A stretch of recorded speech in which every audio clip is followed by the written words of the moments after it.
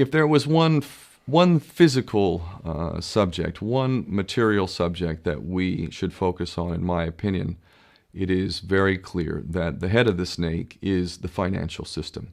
We can argue till the end of time about who runs the world. Is it the Jesuits? Is it the reptilians? Is it the Illuminati? Is it the Freemasons? We can go on and on and on and on about this. But I don't think it is reasonable to even begin arguing about the mechanism that is used to exert this control. The mechanism is finance. The whole point of finance is to indebt, otherwise to enslave. What is a mortgage? I mean, what does that stand for? It's a death grip.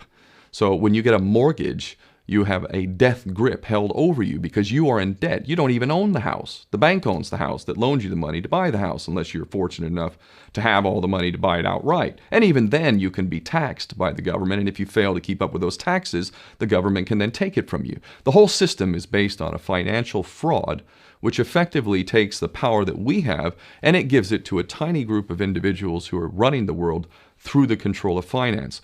With the infinite supply of money that we have allowed them to take, they have literally an infinite supply of money, and with that money, and from their psychopathic point of view, they have bought everything and everyone who can be bought. So those of us who cannot be bought, because we operate on a level that goes way beyond the material, we are not rewarded for such behavior, we are punished for such behavior. And the most slovenly, disgustingly criminal, pedophilia, corrupt moral individuals, those are the ones that are rewarded in this system, which is upside down. We reward the pedophiles, we reward the corrupt, we reward the liars, we reward the people with no morals at all, and usually we compromise them under this system in terms of maybe a videotape. Maybe Barack Obama is gay. The we have videotape of him having sex with another man, or perhaps some other acts that may be not so popular amongst many of the electorate. Or maybe we have videos of political leaders having sex with little boys or little girls. If I was in charge of the world and I was a psychopath and completely drunk on my own power, you can bet damn sure that's what I would do. I wouldn't allow anyone in a position of power who wasn't completely compromised. When you have an infinite supply of money, you can do this.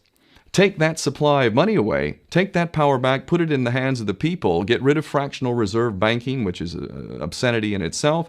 Listen to the lessons of Jesus Christ. If you're a Christian who got really pissed off when he went to the temple and he saw what the money changers were doing, let's take back control of the issuance of money, and not just on a national level. I'm happy to see in Denmark that you have your own currency, you don't have the euro, but on every country's level, they should be issuing their own currency in a transparent, non-usury based way in which it really, truly benefits the people. And in that way, we can literally free ourselves of the banking debt which is drowning us all, and we can stop scrambling for the crumbs from the table of these filthy rich psychopaths and live in a state of abundance just by changing this one thing. And I'm not just talking about abundance for Western nations who have an artificially inflated value with their currencies. We all in the West are guilty of having that reward while the rest of the world is sucking on it.